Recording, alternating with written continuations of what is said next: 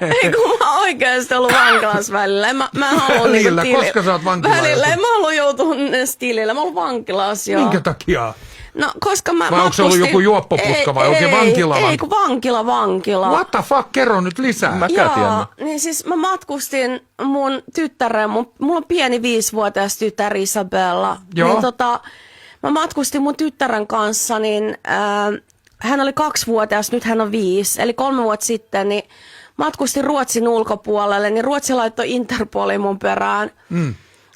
Niin kuin äiti matkustaa oman tyttärensä kanssa, joo. Ja me mentiin niin kuin Ranskaan lomalle.